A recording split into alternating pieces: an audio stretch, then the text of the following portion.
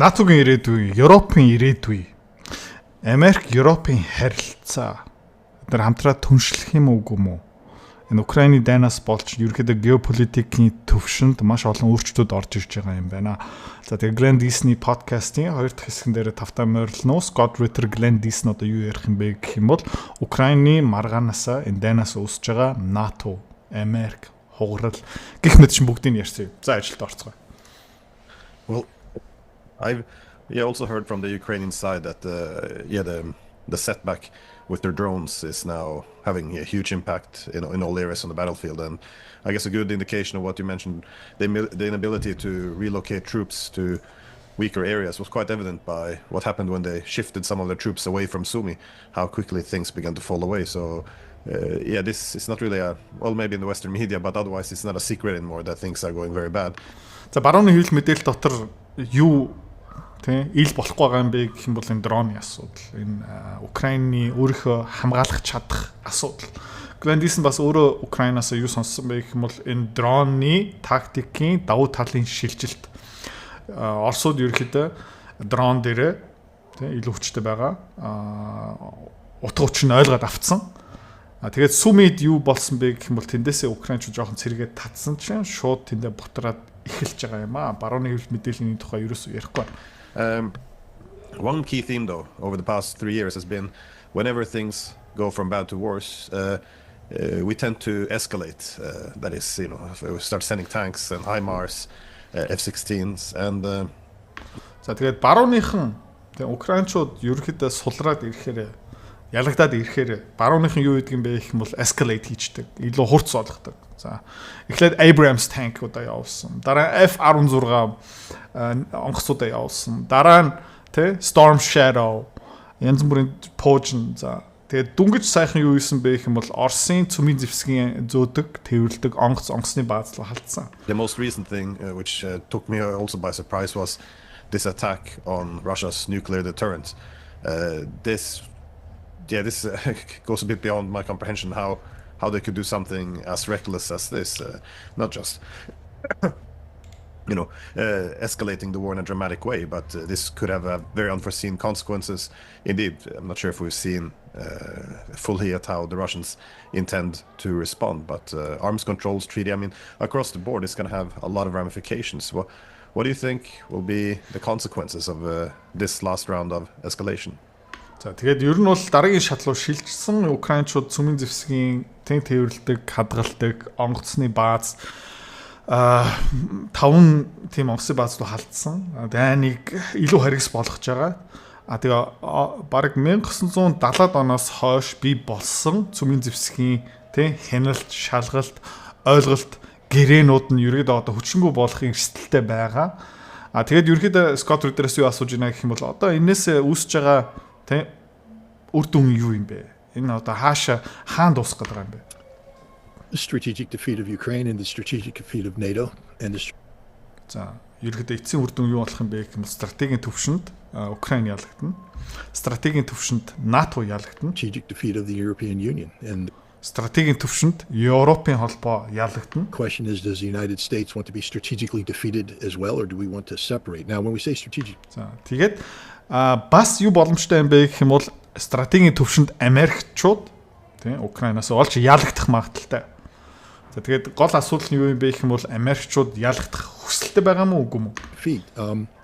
За тэгээд стратегийн хувьд бол ялагдана гэж одоо би юу хэл Scott Ritter юу хэлж байгаа юм бэ одоо тайлбарлал. war is an extension of politics by other means. To defeat NATO means you have to politically destroy NATO.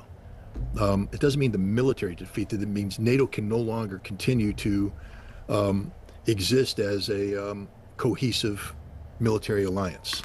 За юу хэлж байгаа юм бол дайн юу юм бэ гэх юм бол улс төрийн дараагийн шат. Одоо улс төрийн төвшөнд энэ маргаана шийдвэрлэж чадахгүй байна гэдэг чинь дайн хийж эхэлж байгаа. Хоорондоо алцаад явж байгаа.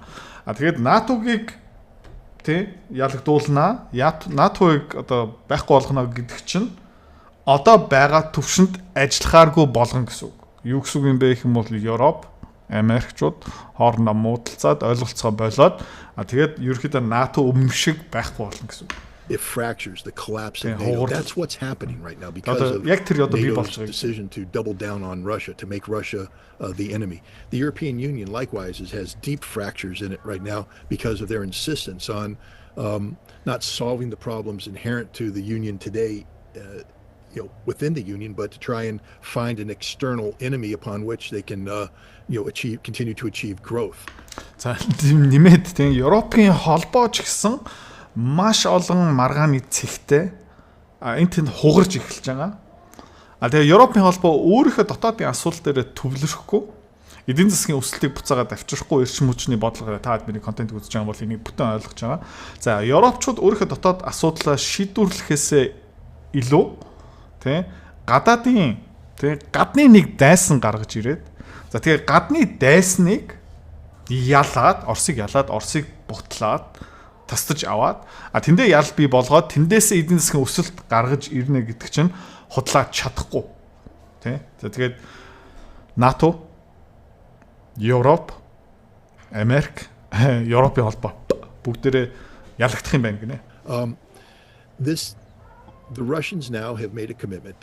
I think there was a period of time. I think there was a window of opportunity in the summer of last year where Vladimir Putin came out and said, look, I'm willing to negotiate, but it's going to be Istanbul Communique 2.0. It's going to be that deal updated to reflect present realities. And those present realities were almost exclusively linked to recognition of Novorossiya, of Kherson, Zaporizhia, Donetsk, Lugansk as being part of Russia, and Crimea as well. But Ukraine would continue to survive, and had they taken advantage of it. За тэгээд юу болж байгаа юм бэ гэх юм бол өнгөрсөн жил 2024 оны 100 Путин буюу Оросууд юу хэлж ирсэн бэ гэх юм бол улс төрийн түвшинд энэ ойлголцсноо хүрчээ энэ байлдааныг зогсооё. Гэхдээ нөхцөл нь юу юм бэ гэх юм бол 2022 онд тий тохиролцсон байсан Истанбулын хилцэл нэмхэн тий энэ дөрвөн област буюу одоо яг байлдааны талбайгийн одоо тасалгааны цэг тавьчаад тэр Донбассын хэсэг манайх нэмэг Кримийн арал манайх. За Украинчууд энийг хүлээн зөвшөөрсөн бол Украин улс төрийн түвшинд улсын түвшинд хэвээрээ үлдэх боломжтой байсан. Гэхдээ тэр одоо өнгөрсөн гэж. The Zelensky government would probably have been not allowed, but would able to survive or some derivative thereof. Because I think Russia was looking for an end to this conflict. They hadn't yet made the political decision that Russia now is committed to a open-ended conflict that only has one outcome. I think in June of 2024, Russia was ready to make a deal that gave it most of what it wanted, but not all of what it wanted. За тэгээд 6 сарын тий 6 сард 2024 онд Оросууд ямар нөхцөл хилцэл санал болгосон бэ гэх юм бол өөрийнх нь баг бүх хүсэлтэй гэхдээ зарим юм дээр булт хийхээр тиймэрхүү санал явуулж ирсэн. Тэрийг Украинчууд баруунын хүлээн зөвшөөрдөг байсан бол Зеленскигийн засгийн газар одоо байгаа Украины одоо засгийн газар хэвээрээ эсвэл баг зэрэг ч гэсэн хэвээрээ үлдэх боломжтой байсан. 2024 оны 6 сард. Гэхдээ тэр одоо байхгүй гэж. Хөшөө. Чи маргааш өглөө юу хийх вэ? Таачгүй. Чи хуруугаа уншуулна. Залахгүй байна. За дарах. За. Нэгтгэс тавтах.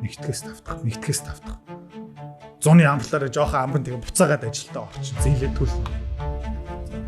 Тэгээ 30 настай хөвцсөн юм бол заяа. Хүү, чиггүүдээ талтаа орчлоо. 20 жил нараа тэтгэвдэх юм. Хүү. Ямар сонсогч байна? Солиод байгаа зү. Би бас тийм байсан юм аа. Гэхдээ миний амьдрал минийх байх ёстой гэд би 10 жилийн өмнө шийдээд еврей хүн шиг хөрөнгөлөл үүсгээд хөрөнгө оруулах хийгээд ирсэн. Амар хэцүү байсан. Сурж авсан юм аа би номон дотор шингээсэн, сургалт хийсэн, компани үүсгэн байгуулсан. Би энэ өвчнгоос салж чадсан. Тэ энэ хуруу шүү дээ. Хизээж хуруу уншигчтэй золохгүй. Never again. Чек адилхан юм өвчнгоос салмаар байгаа юм бол зээл мэйл янз мөнгөний зовлонгоос салмаар байгаа юм бол би сургалтаа санал болгоё. Мөнгөний зовлон баяртай гэсэн сургалт. Энийний талаар дэлгэрэнгүй мэдээлэл авмаар байгаа юм бол видеоны эз эргээд болсон.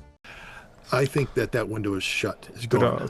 I think that the Russians now have recognized the Zelensky government for what it is, a terrorist organization, and that there can be no coexistence peaceful or otherwise, that it must be destroyed, and Russia is on a pathway of achieving that destruction. And if NATO chooses to commit its resources, Russia will chew up those resources and politically defeat NATO. And if the European wants to join in, Russia will defeat them as well. And the only За тэгээд ерөнхийдөө Оросууд юу ойлгож авсан бэ гэх юм бол энэ Зеленскигийн одоо байгаа Украиний засгийн газар тий террористууд болчлоо. Террористийн тий арга хэмжээ авахаас тий татгалцдаггүй юм байна. Тэ манай арт иргэдэд манай төмөр зам бүр цөмийн зэвсгэлөө халтж байгаа учраас за иймэрхүү хүмүүст одоо хилцэл хийхгүй юм аа. Өнгөрсөн 6 сарын тэ 2024 оны 6 сарын төвшөнд тиймэрхүү саналууд нь одоо байхгүй. Яагаад вэ гэх юм бол тэ энэ Зеленскигийн засгийн газар тэр чигтээ устгах ёстой байна. Яагаад гэх юм бол өнөөдөр нэг худлаа хилцэл хийх юм бол тэ хизээ нэг цагт дахиад юм террористийн хаалга гарч ирнэ. Дахиад цөмийн зэвслүү халтаж магадгүй. Тийм учраас тэ ерөөхдөө Зеленскигийн засгийн газрыг таньж авсан. Одоо устгахаас өөр ямар ч сонголт байхгүй болсон гэж байгаа. question is, does America want to throw its hat into that ring? За тэгээд украинчуудыг байхгүй болгоно, ботлнаа. За тэгээд европчууд энэ дээр нийлүүлээд ах юм бол европчуудыг бас улс төрийн төвшөнд тэ ялнаа. НАТО тэ тийш зэвсэг нийлүүлээл явуулах юм бол тэрийг бас твчээд тэ ялнаа. Тэгээд Америкчууд бас ийшээ нэмж оролцоол, нэмж сангуужл явуулаад, нэмж зэвсэг явуулаад хориг тавьсан ч хамаагүй тэрийг бас давна гэж. Тэгээд давах чадвартай гэж энэ ерөөхдөө батлагдсан. Тэгээ энэ дээрээ ерөөхдөө Оросууд бат шийдвэрээ гаргацсан. And that's why Russia continues to have open-ended dialogue with the United States in hopes of keeping America out of this mess. But I think тэгээд ягаад Трамптай ярьж байгаа юм бэ? Ягаад Стив Виткофтай уулзаа явж байгаа юм бэ гэх юм бол ямар нэгэн байдлаар Америкчуудыг эндээс холдуулах гэж байгаа. Америкчуудаа за найрсаг харилцаа гэхээсээ илүү тийм нэг neutral тийм дайны харилцаа биш. Тэгээд тэрийг хадгалж авч үзэх гээд байгаа юм байна. Тийм учраас Дональд Трамптай ярьж байгаа, Стив Виткофтай ярьж байгаа. Тийм учраас нээлттэй хэвээрээ байж байгаа юм аа. Гэхдээ Украин дээр ямарч буцалгүй болсон. Has made a strategic decision that while they may not yet call it a war with Ukraine, they are at war with Ukraine, and therefore there will be gloves off on strike options. So I talked to you earlier about how, as a Marine, there were things that I would have done, having helped plan and execute a strategic air campaign against Iraq in 1991. I know what it takes to destroy a nation state. Russia has not been doing that to Ukraine. I think we're seeing Russia beginning to do just that. За тэгээд ерөнхийдөө энэ special military operation онцгой цэргийн арга хэмжээнээс Оросууд хаашаа шилжиж байгаа юм бэ гэх юм бол Альпын ёсыг жинхэнэ дайн руу шилжиж байгаа. Тэ? За тэгээд Scott Ritter 1991 онд Иракчууд Кувейт руу ингээд дайрч орж байхдаа Desert Storm дотор ингээд ерөнхийдөө ахлахаараа ажиллаж исэн. Тэгээд Scott Ritter юу хийж исэн бэ гэх юм бол Иракийг бөмбөгдөж исэн. За тэгээд Scott Ritter юу хэлж байна гэх юм бол нэг улсыг тэр чигтээ тий Нурхан гэдэг чинь би мэднэ. Юу хийдэг юм бэ гэх юм бол төмөр зам, дэд бүт, сахилгаан станц бүгдийг нэг ерөөхдөө бөмбөгдчихдөг юм аа. Оросууд ер нь өмнө тийм юм хийж байгаагүй, хийгээгүй. Гэхдээ 2-7 хоног юм болж исэн. Асууд 7 хоног хагас юм болж исэн. Юмнасаа Оросууд ямар шийдвэр гаргацсан бэ гэх юм бол за окей. Энэ ерөөхдөө Special Military Operation SMO байхаа болж эхэлж байна. Дайн руу шилжиж байгаа. Тийм учраас одоо хязгааргүй бөмбөгдөж эхэлнэ. Тэ? Gloves are off. Би одоо бэлтгэлийн боксинг бэлгээ тайлж байгаа одоо knuckle on knuckle. And I don't believe that this escalation is over. When Russia was confronted with the Ukrainian decision and the NATO decision to continue the war in the fall of 2022, on the ground, Russia sought to stabilize the front with the Surovikin line and 300,000 mobilized troops, etc. But while they were stabilizing the line, Russia initiated a strategic air campaign that most people aren't familiar with. It's something that, I'd love to be able to write a book about it someday, but somebody will beat me to it probably with better resources and all that. But the history of how Russia destroyed Ukraine's integrated air defense network, a NATO-provided network with some of the most advanced weapons and best intelligence queuing imaginable, how Russia defeated this. За тэгээд юу болсон бэ гэх юм бол тийм 2022 онд Истанбулын хилцэл фейлцсныхэн дараа НАТО-гийнхэн Их Британи, Америкчууд ерөөдөө энэ дайныг өргөжлүүлэх шийдвэрээ гаргасныхан дараа Оросууд ер нь ямар тактикийн өөрчлөлт хийсэн бэ гэх юм бол Украин улсын агаарын хамгаалтыг ерөөдөө нураах хэрэгтэй байна. Эвдэх хэрэгтэй байна. тийм шийдвэр гарсан. Тэгэхээр Оросууд өнгөрсөн 2-3 жилийн хугацаанд юу хийж чадсан бэ гэх юм бол НАТО-гийн бараг хязгааргүй төсөвтэй хязгааргүй тусламжтай НАТО-гийн бараг бүх агаарын хамгаалалт ерөөдөө Украинд байшуулсан хэрнээ тэргээ барцсан, дийлцсэн. Тэгээ одоо хязгааргүй зогсолтгүй Украиныг чөлөөтэй өөрийнхөө өснөрөө бөмбөгдөж байгаа шүү дээ. Тийм учраас одоо НАТО-гийн агаарын хамгаалтыг аргыг нь олцсон, байхгүй болгоцсон гэж байгаа. And that's a campaign that's been ongoing. Russia has annihilated the Ukrainian air defenses to the extent that today Ukraine is all but it's not defended in NATO, but this means that they've stripped NATO's air defense as well. Тэгээд Оросууд юу хийсэн бэ гэх юм бол тийм Украин улсын агаарын хамгаалалт тийм пуужин янз бүрийн хамгаалтыг бүр ингээд бодоо болгоцсон гэж байна. Бүр байхгүй болгоцсон гэж байгаа. Тэр нь юу гэсэн үг юм бэ гэх юм бол НАТО-гийн агаарын хамгаалтыг тэр чигт байхгүй болгоцсон гэсэн үг. I mean, Germany today is talking about the speculation. What if Russia attacks Germany? I think there was an article that was written in today, and it talks about, basically Germany only has enough air defense to defend Berlin, that the rest of Germany is literally defenseless against a Russian attack, which means all of the industrial sites in Dusseldorf and etc., affiliated with Rheinmetall and the development of the Taurus missile, they will be destroyed, and there's nothing Germany can do to stop it. And to be frank, Germany can't even defend Berlin because the resources allocated to the defense of Berlin match the resources that the world has given to Ukraine to defend Kiev, and those are insufficient. Тэгээ Германы хэвлэл мэдээлэл сая ямар нийтлэл гаргаад ирсэн бэ гэх юм бол Орос германчууд байлдаж эхлэх юм бол германчууд өөрийнхөө хамгаалж чадах юм уу? Онгоцноос, агаарын дайралтаас, бөмбөгт, пуужингаас. Тэгээ ямар дүгнэлт нь хүрсэн бэ гэх юм бол Германы хэвлэл мэдээллийнхэн Германы цэргийн алба ганцхан Берлин хотыг л хамгаалж чадна. Бусад хотуудыг хамгаалж чадахгүй. Яг гэвэл нэгдүгээр бүх агаарын пуужингийн систем, хамгаалтын систем Украинд руу явуулсан.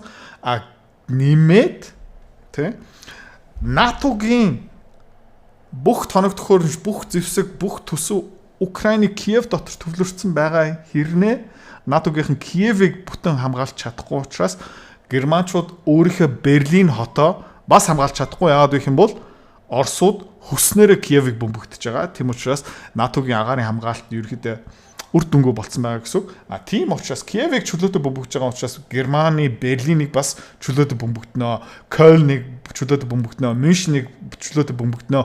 Тэнд Германд болж байгаа тэр үйлдвэрлэл Rheinmetall, тэр Taurus пуужин, тэр Leopard танкийг үйлдвэрлэж байгаа үйлдвэрүүд хаана байгаа юм бэ гэх юм бол Оросууд аль хэдийн мэдсэн байгаа. Тэгээ Оросууд хүсэх юм бол тэрийг зүгээр хүснээрээ бөмбөгдөн гэж байна. Russia has developed tactics and tools that can overcome the Western air defenses. Germany is defenseless. Герман бол нүцгэн сууж байгаа шүү гэж. Against Russia, and that means that Europe is defenseless against Russia. That's the reality. Тэгээ бодит байдал юу юм бэ гэх юм бол германчууд нүцгэн, тий, өөрийгөө хамгаалж чадахгүй. Тийм учраас Европ тэр шиг нүцгэн. Тэгээ Европ өөрийгөө бас хамгаалж чадахгүй. Энэ бол бодит байдал гэж байна. Europe and the EU have gotten themselves to a position where they have committed to a strategic direction designed to defeat Russia, but all they've done is expose themselves to the inevitability of their collapse. And the way that Europe is progressing with this expansion and, as you call it, escalation, is such that they are making it impossible to quantify any escalation of the conflict as an Article 5 issue. Тэгээд энэ Европчууд юу хийж байна гэх юм бол Орос руу илүү их дайрсаар хагаад Европын НАТО-гийн гишүүдүүд Их Британи, Герман, Франц юу хийж байна гэх юм бол улам харгас, улам хүчтэй Орос руу Украин дотор ингээд дайралт хийж байгаа. Тэргээр юу болж байгаа юм бэ гэх юм бол улам их ялагдаж байгаа. Улам өөрийнхөө сул байдлаа ингээд ил болгож байгаа. Улам зэвсэгний хомсдол орж байгаа. Улам ерөөдөө өөрийгөө хамгаалж чадахгүй, Оросыг барж чадахгүй байна гэдэг чинь одоо нотлогдоод байгаа. Тэгээд энэ сонирхолтой юм бэ гэх юм бол Scott Ritter хэлж байгаа юм нь одоо MI6 Их Британи, Францчууд жишээлбэл энэ Украинд туслаад тэд нэр ерөөхдөө энэ Оросын цөмийн зэвсгийн бааз руу халтсан юм бол юу болоод эхэлж байгаа юм бэ гэх юм бол НАТО-гийн Article 5. За тэр юу юм бэ гэх юм бол Article 5 юу юм бэ гэх юм бол ямар нэгэн дайсан НАТО-гийн гишүүн рүү дайрч эхлэх юм бол НАТО хамтдаа тэр дайрсан тал руу дайн зарлах гэсэн. Жишээлбэл Польшийн Варшав хотыг Оросд бөмбөгдөөд эхлэх юм бол Польш улс НАТО-гийн гишүүн. Тэгээ бусад НАТО-гийн гишүүн бүгдээрээ Польшийг хамгаалах үүрэгтэй Орос руу дайн зарлах гэсэн үг. Ерөнхийдөө өөрийнхөө хамгаалтын сүлжээ холбоо гэсэн үг. Гэхдээ энэ Европчууд юу хийж байна гэх юм бол тий өөрөө Украинчуудыг могоо бариулаад туслаад тийм ээ. Тэгээд Европуудын тусламжаараа Оросын цөмийн дэвс рүү халтж байгаа учраас тийм ээ. Энэ Их Британи, Герман, юм уу Франц тэр Article 5-ын хамгаалалт өгөх ёстой мó үгүй мó эргэлзээнд хүрч байгаа яагаад вэ гэх юм бол тэд нар эхлээд тий том цөмийн зэвсэгтэй гүрэнгийн цөмийн зэвсэглийн арсеналд онгоцны талбай руу халтж байгаа учраас тэр Article 5-ын хамгаалалт баг хүчингүй юм биш үү гэж ярьж байна. I mean, Germany is not seeking the permission of NATO to give Russia advanced missile technology, which means this is a unilateral German action, similar in many ways to the Turkish decision to intervene in Syria. And you know what happened when Russia responded, attacking a Turkish column, killing Turkish troops. Turkey said, whoa, we want Article 4 to kick in, maybe Article 5. And NATO went, no, you're on your own. За тэгээ юу хэлж байна гэх юм бол Германчууд өөрөө тий Пуужин Украин руу нийлүүлж байгаа бие даасан шийдвэр. За тэгээ Германчууд өөрөө тэр Пуужиныг кодлж байгаа, програмчлж байгаа. Тий хаашаа нэгсэх хэвээр бүгдийн зааварчилгааг өгж байна. Энэ тэгээд Германчуудын бие даасан шийдвэр юм биш үү? Тэгээ энэс олж Оросууд хариу барих юм бол Article 5 юм уу НАТО-гийн гэрээ хүчингүй болоод эхлэх юм биш үү? За энийг юутай зүйрлэж байна гэх юм бол дөнгөж сайхан Сирия дотор тэр Асадын засгийн газар бутарсан шүү дээ. Юу болсон бэ гэх юм бол туркууд Сирия руу орж ирж дайрсан. Тэгээ юу болсон бэ гэх юм бол Америкийн цэргийн албахан тий Америкийн бөмбөг тэр турк цэргүүдийг бодоо олгосон. За нэмээд Сирия улс бас турк цэргийг бөмбөгдөж эхэлсэн. За тэгэхээр туркууд юу ярьсан бэ гэх юм бол Article 4 хүчтэй юм биш үү? Тэ? Америкчууд биднийг бөмбөгдөх ёстой, болох ёстой. Тэгээд энэ Сирия руу тэ Сирия улс манай цэргүүдийг бөмбөгдөж байгаа дайрж байгаа учраас Article 4 биднийг хамгаалах ёстой биш үү гэсэн чинь НАТО юу ч хэлсэн бэ гэх юм бол туркууд та нар бие даасан Сирия руу орсон. Тэ НАТО-гийн зөвшөөрлийг юусаа аваагүй та нар өөрөө дайраад эхэлсэн. Тэгээ унсан хүүхд ойлгохгүй шүү гэсэн маягаар хэлсэн. Тийм учраас одоо Германчууд, Их Британичууд, Францчууд Орос руу ингээд дамжуулан дайралт хийх юм бол НАТО бараг хамгаалахгүй байж магадгүй гэж. You're on your own. You did this on your your own. Germany, what Germany's doing is on their own. It's not approved NATO actions. NATO's not there to protect Germany.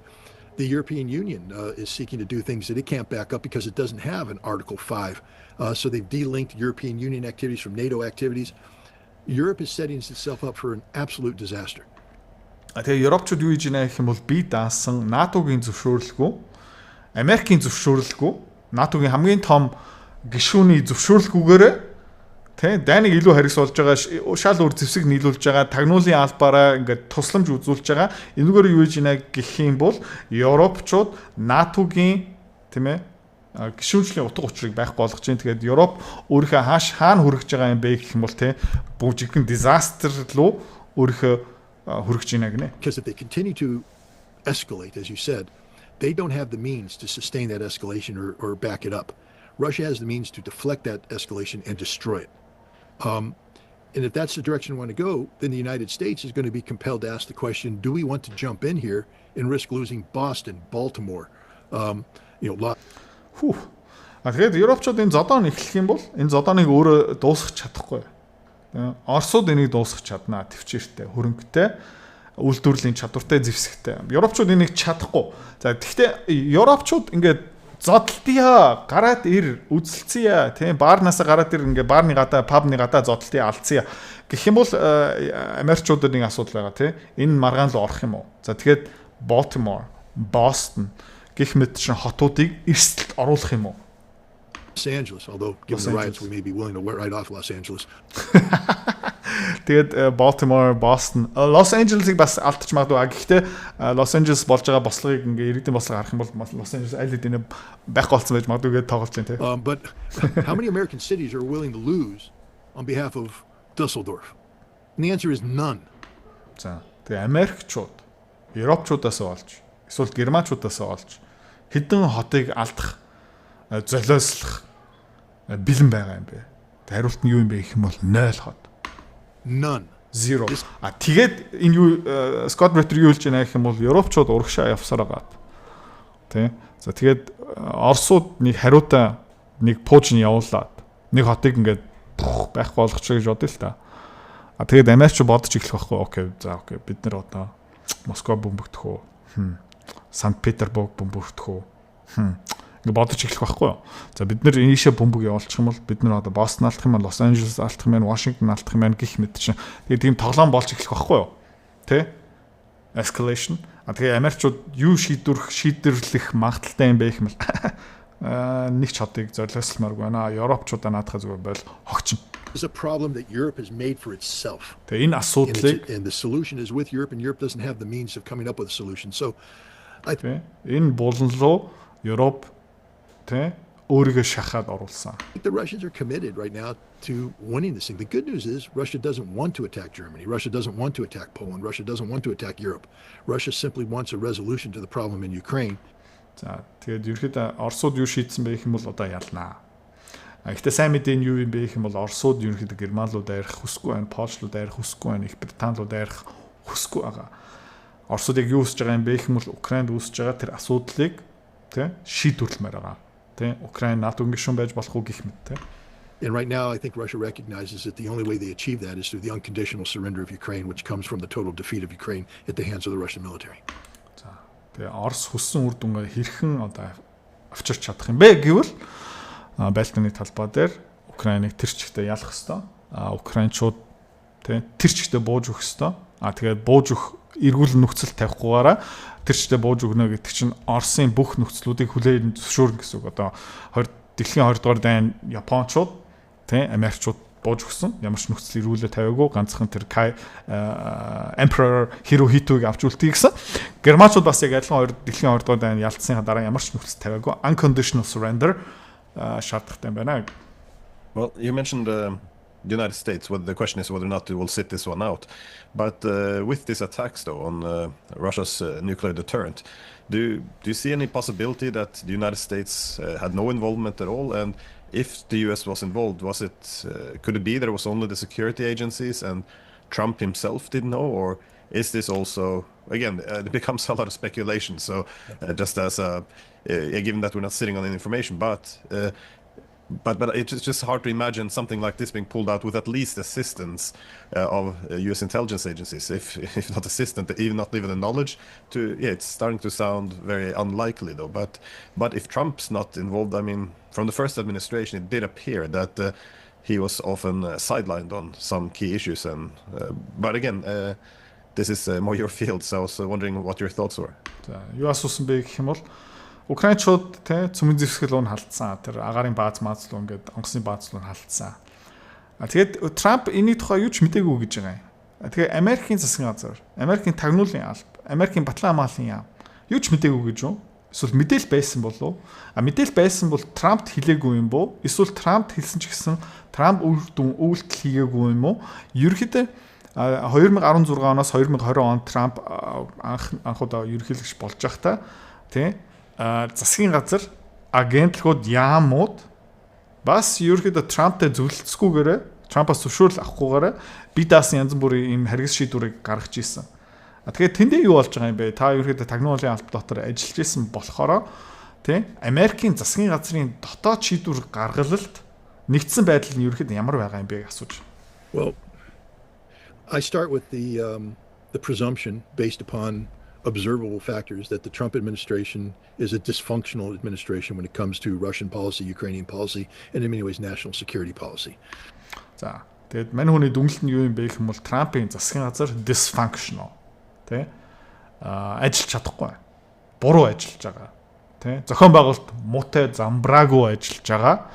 Ямар сэдв дээр вэ гэх юм бол Орос гадаад хэргийн бодлого, Украины гадаад хэргийн бодлого, тэгээ үндэсний аюулгүй байдлын хэмжээнд Трампын засгийн газар нэгдсэн байдлаараа биш айгүй замбраагүй ажиллаж байгаа гинэ. Normally, to be a functional administration, you need to have a systemic approach to cohesive, consensus-driven policy.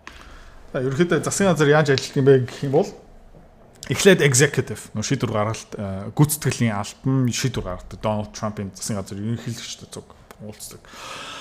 Тушаалын гаргацдаг. За тэгээ үндэсний аюулгүй байдлын ахлах зөвлөх нь яадаг юм бэ гэх юм бол агентлагууд яам уудлуун ингээд доошоо мэдээллүүдийг хүргэждэг. За тэгээ агентлагуудын ахлахууд нь дээд ахлахууд нь дээд дарга нар ерөөхдөө бас мэдээллүүд ингээд доош явцдаг. За тэгээд доошоо хурган дарга гүйцэтгэгч ажлын төвшин шинжээчийн төвшөнд ингээд доошоо шингэдэг. Тэд нар ерөөхдөө дүгнэлтүүдээ гаргадаг. Тэгээд ер нь ерөнхийлөгчийн батлан хамгаалтын яамын үндэсний аюулгүй байдлын зөвлөлийн тий стратегийг гүйцэтгэх шатах юм уу? Хэрхэн гүйцэтгэх вэ гэсэн дээшээ буцаагаад фидбек явуулдаг ерөнхийдөө тий зөвлөмжүүдээ дээшээ явуулдаг.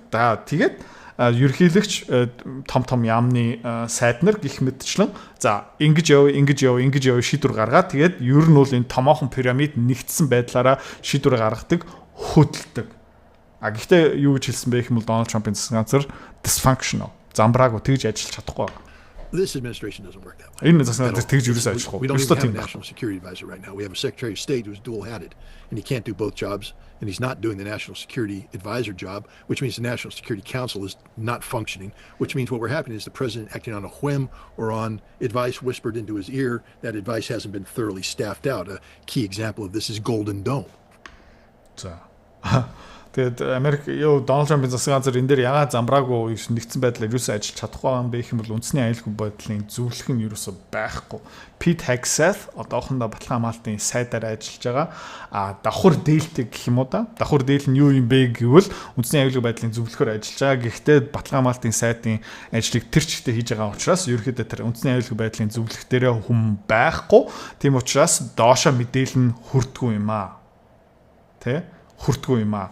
Доошоо юм шингэдэггүй, дээшээ буцаагаад фидбек юм уу зөвлөмжүүд нь ирдэггүй учраас яаж яваад байгаа юм бэ гэх юм бол Дональд Трампын зүгээр өнөөдөр ингийн маргааш тгий, өнөөдөр ингэж бодож ийн маргааш салхи эргэцсэн шийдвэр гаргадаг юм байна. Дональд Трамп замбраагүй. Тэ зарим өдрүүд нь сайхан штэ, зарим өдрүүд нь муухай штэ on a whim гэж юм те. Тэгэхээр энэ хаанаас харагдаж байгаа юм бэ гэх юм бол энэ Golden Dome төсөл дээр харагдаж байгаа. Golden Dome юу юм бэ гэх юм бол ерөөхдөө Америкийн нэгдсэн агаарын хамгаалтын системийг Дональд Трамп санаачилсан байхгүй юу? Гэхдээ энийг яаж хийх юм бэ гэх мэт чинь маш их эсэргүүцэл гарч ирсэн. Тэндээс Scott Ritter юу гэж нэх юм бол дээшээ доошо мэдээлэл хүрдэг юм байхгүй юм байна. Golden Dome is a missile defense brainchild that's foisted on him by people that Pete Hegseth and others. It hasn't been farmed out and looked at. It can't work. Тэ угаасаа бүтэхгүй. Яг гэх юм бол доошо яаж хийх юм боломжтой юм уу үгүй мүү гэсэн зөвлөмжүүд ингээд хийж чадах юм уу амьд үлдэх юм уу тэгээд бүтэх юм уу гэсэн юу ч байхгүй зүгээр дээр нэг хүн тэ санаа гаргаад тушаал явуулаад тэгээд доор нь хүмүүс юу ч мэдэхгүй яаж хийхээ мэдэхгүй учраас юм бүтэхгүй. Talk to Theodore Postal. He will tell you it can't work. Can't work on the budget. 150 billion. Now you're talking close to $4 trillion and it still won't work. Төсөө хэд юм бэ гэх юм бол 150 тэрбумаар тэр Golden Dome-ыг хийх гэж байгаа гэж байна. Наа ч угаасаа худлаа 4.80 $-оор хөрөнгө оруулалт хийсэн ч хангалтгүй гэж байна. Бурхан.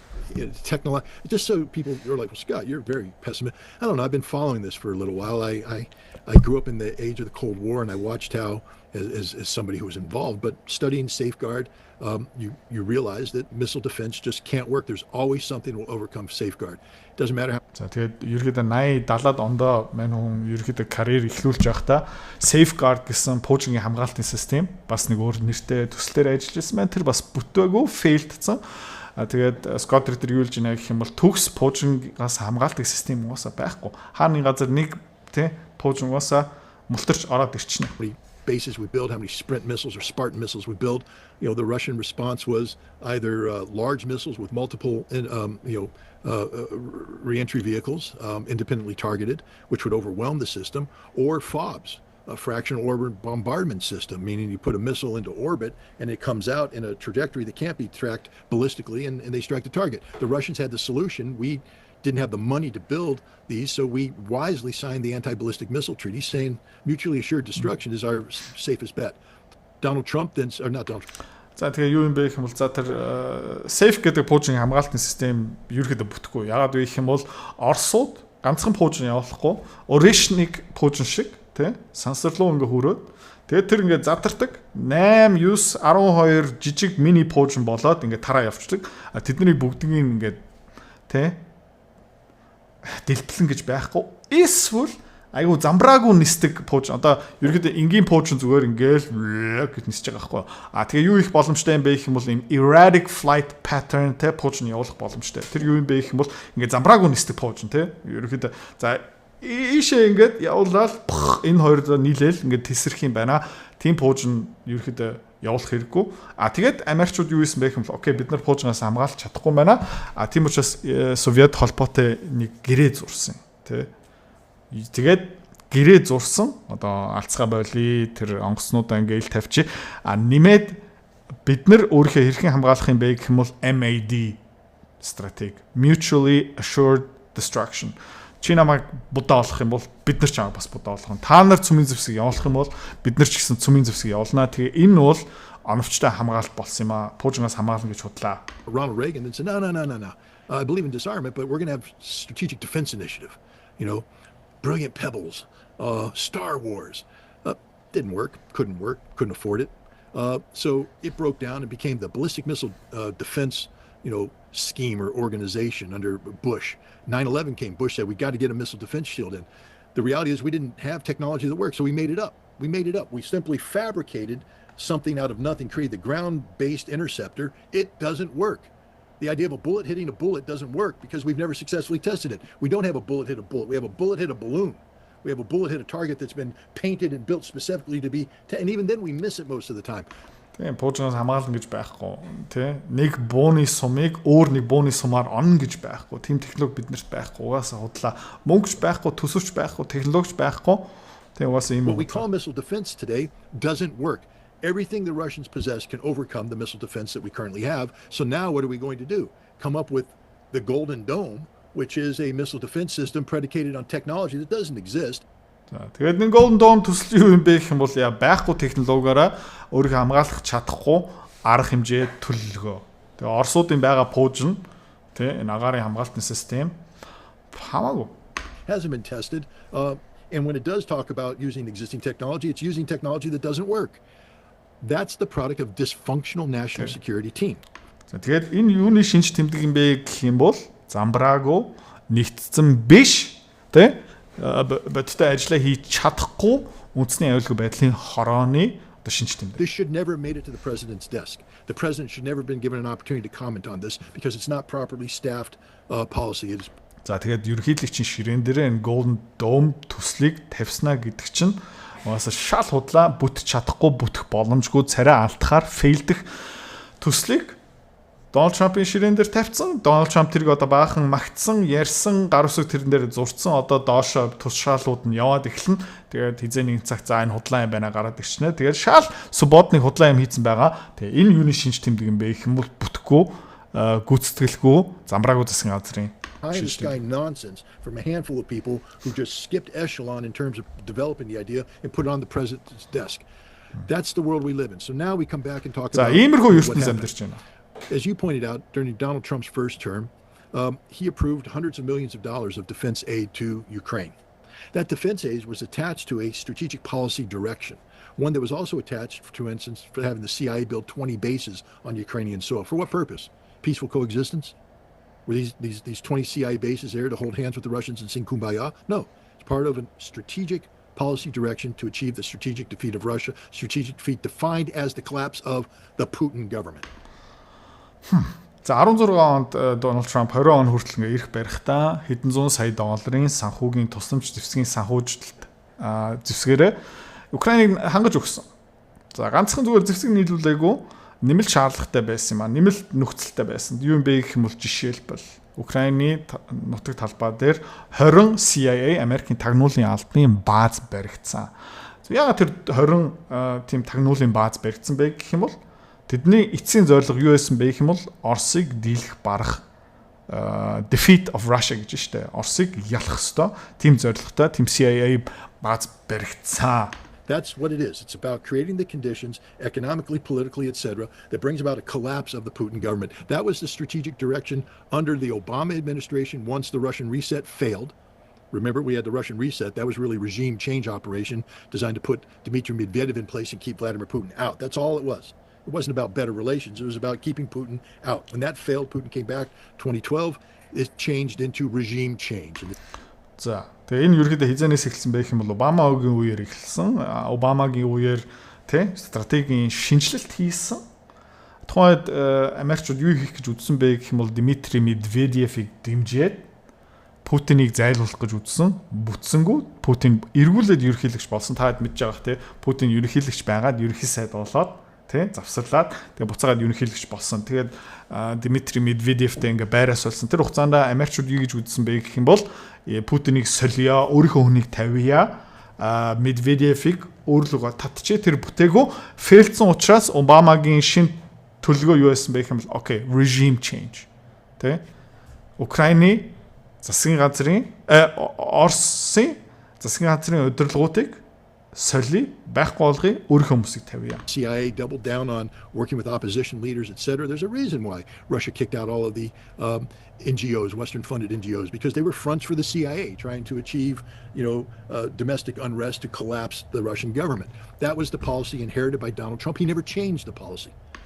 За тэгээ энэ мөр 2008 12 оны эхлүүлсэн төслүүд байсан. CIA баталгаа хамгаалтын яам гих мэтчлэн Дональд Трамп 2016 оноос 2020 онд ирэх барьж авах үедээ тэр тушаалуудыг бүр айл дээр үед хөдөлгөөнд орсон төлөвлөгөөнүүдийг, ажлуудыг зогсоогүй учраас үргэлжлээл явж ирсэн. In fact, they expanded on the policy in бүр хамарсан гэж. Talking about, bringing NATO to Ukraine. He can say that, there was a улам ингээд Украин дотор НАТО яа Оросыг бутлын Оросыг дараараа гэл ингээл яваал байсан. Stupid idea. Well, then why didn't you shut it down when you were president? Тэгээд Дональд Трамп яагаад энийг зогсоогоогүй юм бэ?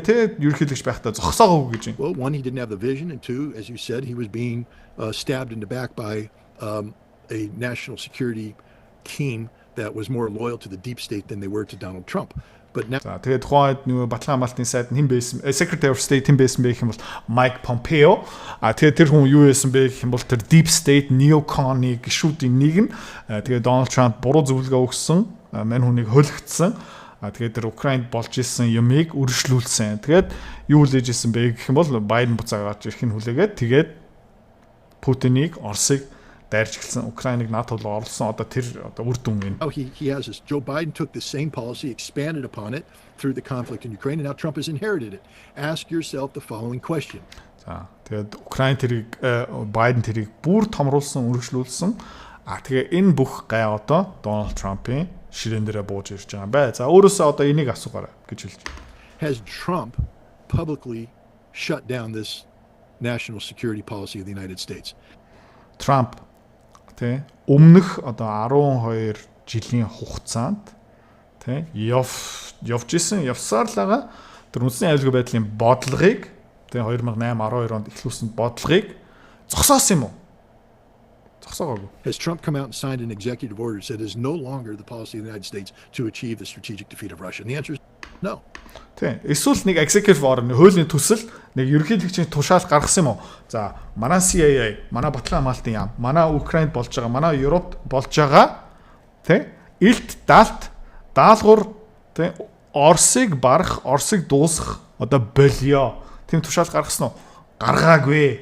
Тийм учраас тэр CIA гих мэтчлэн тэр NGO төрийн бус байгууллагууд тэр ингээд далд засгийн газар тэр хөлөх мөнгө, хар мөнгө тэндээ ингээ хിവэрэл явж байгаа байхгүй. It's not. Has Trump shut down the 20 CIA bases in Ukraine? Because we don't know, because the funding is black. Тэр 20 CIA тагнуулын алтны баазыг татан буулгасан юм уу?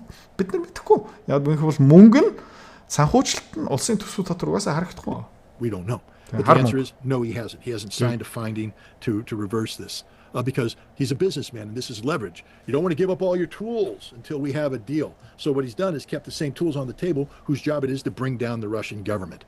За тэгээд Trump-ыг бас яагаад зогсоогүй байж магадгүй бэ гэх юм бол мань бизнесмен. Тэгээ энэ явж байгаа юмыг хөшүүргээр ашиглаж байгаа. Тийм учраас одоо байгаа юмыг зүгээр өнгөө буулгана гэж байхгүй. За Путин би энийг зогсоож болно. Гэхдээ чинь одоо юм өгөөрэй. Хөшүүргээ авч үлдэх гээд байгаа. Гэхдээ Оросууд тоохгүй юм л та. And they work closely with people like MI6, British Secret Intelligence Service, who has a far more aggressive posture with Ukrainians against Russia than the United States. Even the United States does. MI6 is actively involved in carrying out direct action operations against Russian strategic targets. Тэгээд Их Британий MI6 юу гэдэг юм бэ гэх юм бол бүр актив оролцдог гэж байна. Оролцоо нь бүр гүнзгий гэж байна, тий. This attack on the Russian air bases, I believe, was conceived in a certain green-tinted glass-covered building in London. За тэгээд энэ Оросын онгоцлоо халтсан, онгоцны бааз сүмийн зэвсэг тэрвэрлэн онгоцоо халтсан тэр дайралт хин санаачилсан, хин тусалсан, гүйцэтгэл дээр нь хин хяналт юм уу удирдлагын авч исэн бэ гэх юм бол Лондон хот дотор нэг ногоон цонхтой MI6 юм байшин. We're home of the Secret Intelligence Service. But the president, I'm not saying the president ordered this. Okay. Fact is, I'm fairly convinced the president not only didn't order this, but he wasn't knowledgeable of this. За Трамп энийг хийгээрээ тушаал ерөөсөө өгөөгүй. Мтээгүй. Гэхдээ доор байгаа засгийн газар би даасан. Тэгээ энэ dark government харахгүй засгийн газрын хүмүүс энийг өөрөө би даасан хийсэн гэж. That the president has built an echelon around him that are committed to dialogue, committed to diplomatic engagement, etc. Underneath that is the soft power people. Scott Bessent talking about sanctions, Graham talking about sanctions. The team that he never has contact with is the hard power people, the covert action people, the direct action people. Why? Well, one, because they are designed to be deniable, covert. Two, they are not being forthright with the Тэгээд Дональд Трамп юу хийцэн байгаа юм бэ гэх юм бол тэр Стив Лутныг ингээ Путинтэй уулздаг хүмүүс нэг давхаргаа үүссэн. Доор нөгөө арай зөөлх хүмүүс Scott Bessent тий санкц худалдааны хориг гих мэт шиг. Гэхдээ Дональд Трамп хинтээ юусоо ярьдгүй юм бэ? Хаашаа юусоо нэвтэрч чадах байгаа юм бэ гэх юм бол тэр бодлогын гүйцэтгэл одоо хатуу hard power хүмүүстэй юусоо ярих байгаа тэр тагнуулын аль байх юм. Нууц далд юм хийж байгаа учраас тийш юусоо нэвтэрч чадаагүй гэж байна тий. Members of the Trump cabinet who should be advising them. I don't believe that Radcliffe, the CIA director, is fully cognizant of what Russia House is doing. I know Tulsi Gabbard isn't cognizant of what they're doing. You know, you remember the name Gina Haspel. Тэгээд ерөнхийдөө Америкийн тагнуулын алба, цэргийн алба ер нь бол бутархаа зохион байгуулалтгүй ингээ явж байгаа. За дүгнээ хэлэхэд тий Европ сүрэх гэж байна. Улс төрийн хувьд НАТО одоо ерөнхийдөө байхгүй болно гэж байна. Тэгэхээр Европ, Америкчууд одоо ямар шийдвэрний одоо цэг дээр явж байгаа юм бэ гэх юм бол хамт ялагдах уу? Өөрийнх нь нэрээ одоо татах уу? За одоо бараг 46 минут болцсон. Ийм удаа намайг сонссон баярлалаа. Тэгээд эргээд уулзцгаая. Маргааш амралтын өдрөө сайхан өнгөрүүлээрэй. Мөнгөний зовлонгоос салах амархан биш ээ, амар хэцүү. Гэхдээ хамгийн үр дүнтэй, хамгийн гоё амжилт гэх юм одоо яагаад гэх юм бол энийг дараа чиний амьдрал чинийх болно. За энэ сургалт дотор юу орцсон байгаа юм бэ гэх юм бол би одоо 4-5 жил тасралтгүй хувь хүний сургалт контент явуулж байгаа. Энийн тухай бүр 3 ном бичсэн. Энэ дээр хамгийн үр дүнтэй, арга сайтай юмнуудын оролцсон байгаа. За тэгээ энэ зүгээр сургалт биш. Энэ зүгээр видео бичлэг биш. Энэ зүгээр юм унших биш. Хоёулаа хамт дасгал хийнэ. Чамааг ухамсартай болохын тулд, чамааг доор хаяж 6 сар мөнгөө далт хийлэгдэг болохын тулд хүн цохилт хэрэгтэй. Чамд хүн цохилтын өгнө. Бас хөвгчлөлтэй. Фан. Чамаа ерөөсө зоохгүй чи залахгүй чи ерөөсө уйдахгүй амлж जैन заяа. За. Ойролцоо 200 гаруй хуудас контент, 25 видео бичлэгийн дараа чам бас юу гаргаж өгөх юм бэ гэх юм бол санхүүгийн тайланыг чинь гаргаад өгч. Хизээ хідэн төвөртэй болох юм. Би яг хизээ энэ зоолонгоос салах юм бэ. Бүх юм тодорхой. Одоо ганц үлдсэн юм юу юм бэ гэх юм бол чи өөр. Let's go.